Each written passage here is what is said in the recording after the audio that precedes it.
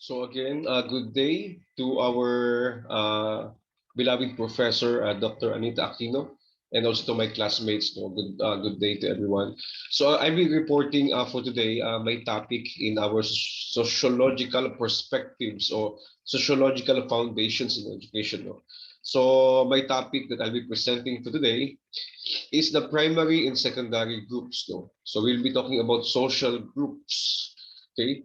So again, sabi nga uh, ni John Donne, if you can remember, John Donne is a poet.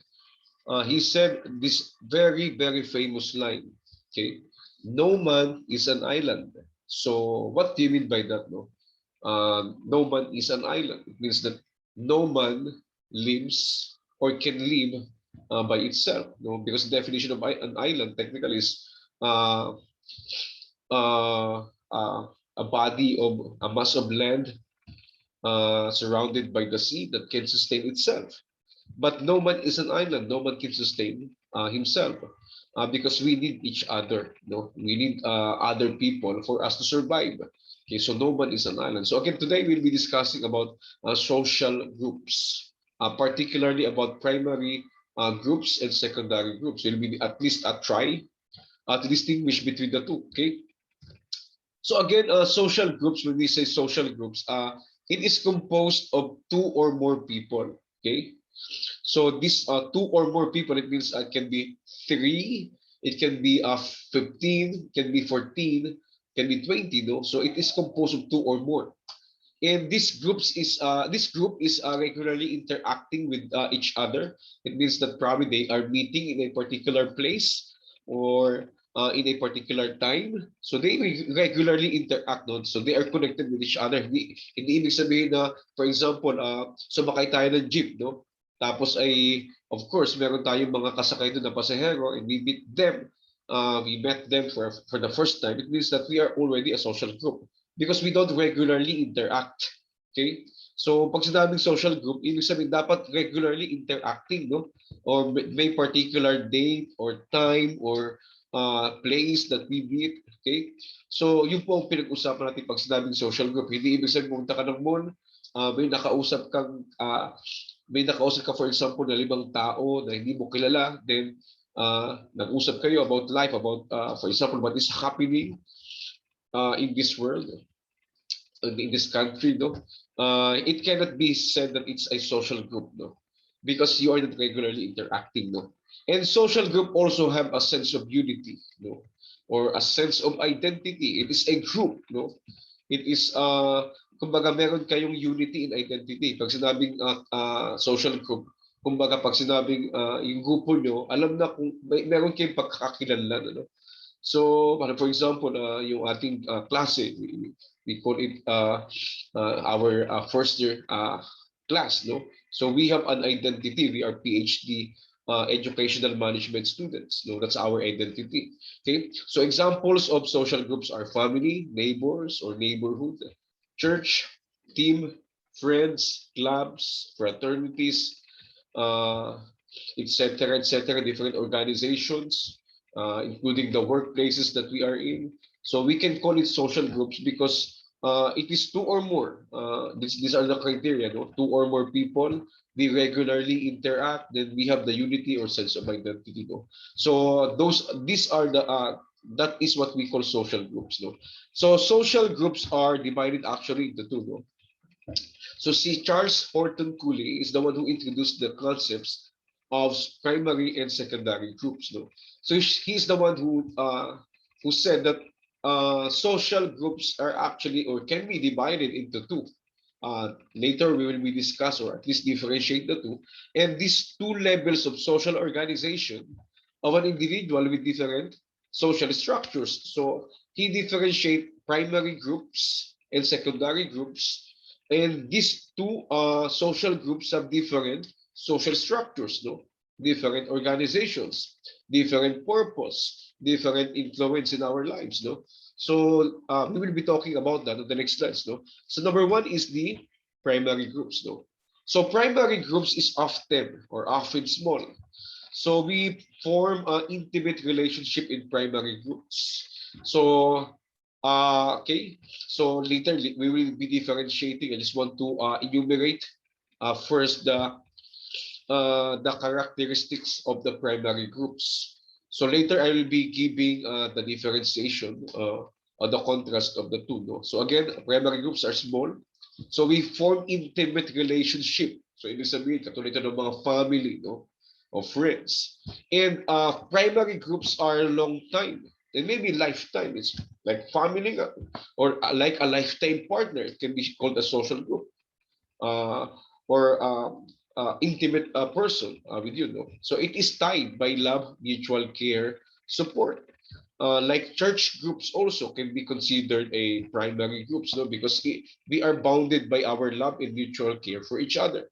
So again, this includes family, childhood friends, partners, church, and different different groups that we are really we have really have what do you call that intimate relationship, no?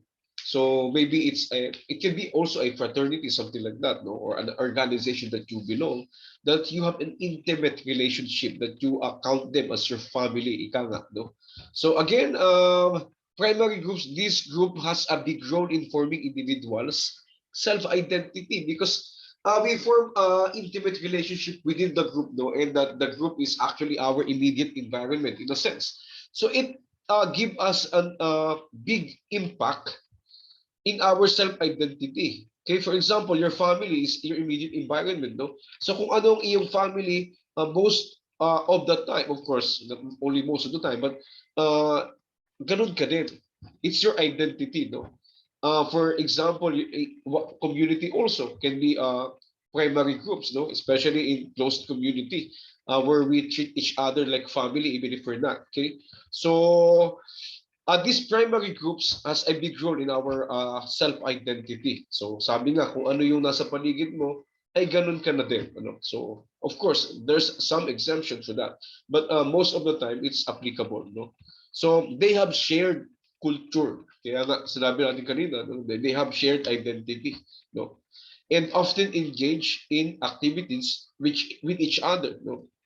So it means that primary groups is a very, very close group to you. No, it's your immediate environment, and it's a group that you can say that your relationship will last for lifetime or for long, or will last a long time. No, so that's your primary group. No, again, that includes your family, your friends, your church, or an intimate someone, or other groups nga kanina nabanggit ko na din na that you treat as your family, no? So those are your primary groups. Now let's move on to the secondary group, okay? Or secondary groups. So secondary groups, unlike kanina na very very personal and very very intimate, secondary groups are impersonal and temporary lamang. So for example, for example, no, basketball team, no, napasali ka sa isang basketball team. That's very, very temporary and impersonal. So is it as a social group in a sense, especially when the team is playing, for example, um, in a league, no, in a basketball league, can be a social group, but again, it's temporary only, and it's very, very it's impersonal in a sense that unless you form an intimate relationship with someone in the basketball team, of course, hopefully not, because you're both men. Okay, so again, goal and task oriented, no. Kaya ibig sabihin, napapunta ka lang doon sa grupo na yon, not because of the mutual care and love, but because there is a particular goal and task at hand. In a basketball team, your task is to win. For example, in your company, you are assigned to a particular team. For example, in advertising team, no? So there is a goal, there is a task, and the relationship is just temporary. So hindi talaga malalim ang relationship, no? So often work in education related. Katulad for example, classmates in a class, no? For example, you have your class, okay? So your relationship is temporary, very, very temporary. No? So it is only centered on goals. Existence around centered. It's existence around and centered on a particular goal. So examples are co-workers, yeah, classmates, can be included teachers, a team, or different groups that you can think of, no, that are temporary in nature. Okay, so again, primary groups is intimate and long-lasting. Secondary is just temporary and impersonal. And ang goal ng primary groups is mutual love, care, and respect. But the goal of secondary group or groups is just goal or task-oriented. No? Ibig sabihin, pag nakuha nyo na yung task, nakuha nyo na yung goal, most of the time, the secondary groups is nadidissolve. Okay? So secondary groups, to be a member is often voluntary in nature. And like, for example, sometimes in primary groups, uh, to be a member is not voluntary. This is, for example, family, no? Or the environment that you're in. But most of the time, in the secondary groups, to be a member of a secondary group, you just need to choose to be a member of the particular group, no? So it often disbands upon completion of the task or goal. Okay, that's what I also said a while ago, no? So after the completion of a task or the goal, the group is disbanded or dissolved. Unlike sa primary groups, no, that our goal is mutual love and respect. That's why it's long lasting. Ang kakaiba dito sa secondary groups, it's just for the goal. After the goal, then they can dissolve. It can be dissolved. Okay, so it does not have primary influence on an individual. Unlike sa primary groups that it has a very, very big influence on our identity, secondary groups has a limited or at least a little influence on our identity or on our individuality. No? Kasi nga, short time lang and it's not really intimate in a sense. No? So that's the difference between the two. No? So here is the primary and secondary. We will delve more on the differences of the two. Okay, secondary is often structured with the rules. Okay? Formal, there's an authority who oversees the work. Primary is often informal and the rules are implicit. No? So dito sa secondary, napaka-formal nga niya, katulad ng work-related, school-related. Okay, so but primary is often informal, like friends, family. No? So but although primary is informal, it is long-lasting. No? And it has a goal of caring for each other. Okay, so there is sometimes overlap. Okay, this what we need to deal. No? Sometimes there is an overlap. Example, individual meets a person in secondary, became his lifetime partner. For example, no, yung coworker mo na nasa secondary group mo lang, naging nasa primary group mo na kasi naging lifetime partner mo siya. So for example din, yung halimbawa classmate mo na nasa secondary group mo lang, naging kaibigan mo, close friend, like a family, then naging primary group mo na siya. No? So sometimes from secondary, pwede siya maging primary. Depending on the process that will be happening, no? Depending on kung magiging mas malapit ba kayo o maging mas malapit ba ang grupo, something like that. Sometimes also may mga magkakaibigan, magkaka-classmates, sorry, especially high school classmates, no? Nagiging friends kayo until lifetime, no? So yung secondary group mo, naging primary group mo na, no? Naging family na. Sabi nga sa ating mga Filipino, naging kapamilya na, no, ang turing natin sa isa't isa. So there is an overlap sometimes. Okay, so social groups in education, no? What's the application? No? So as educators, we need to know the social groups of the learners. No? What are the primary groups? What are the secondary groups of our learners? No? It will give us an understanding of the child's behavior inside the classroom. So kailangan natin malaman ano ba yung secondary groups niya, ano ba yung tinuturing niya, the secondary groups, and what are the groups that he treats as his primary groups. Kasi pag nalaman natin, na-diagnose natin, na-identify natin, malalaman natin ano ba yung grupo na mayroong influence sa kanya. No? At malaman natin, we can get a background, bakit ba ganun yung kanyang attitude or behaviors toward his classmates, toward studying. No? So classroom as a secondary group can be made a primary or at least develop primary ones. No?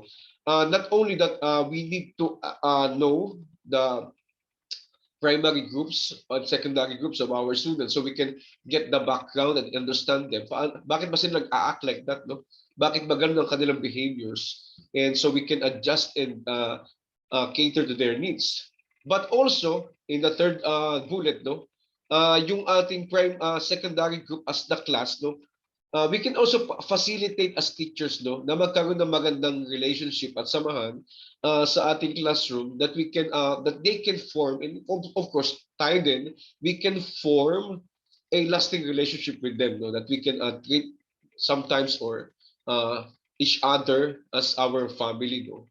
So yung students, they have a good a relationship with each other, that even if they're not classmates anymore, they can still be good friends, no. Ganun din naman sa ating mga estudyante, sa atin, ano. Even if we are not their teachers, they look to us, get some advices, no. So what it means is that when we facilitate that secondary group as teachers, no, or if you're in a workplace, you're the leader of the workplace, you can facilitate that secondary group to be a primary group. Hopefully, no, we can. That's the implication here, no. We can hopefully facilitate it to make good relationship with the people inside, that we can form primary groups and intimate relationship, no, and good relationship with each other. Okay. So again, thanks. So that's my report about primary groups and secondary groups. So again, I hope that you learned something again from my report. Again, thank you to Dr. Anita and to my classmates. And see you, and good day.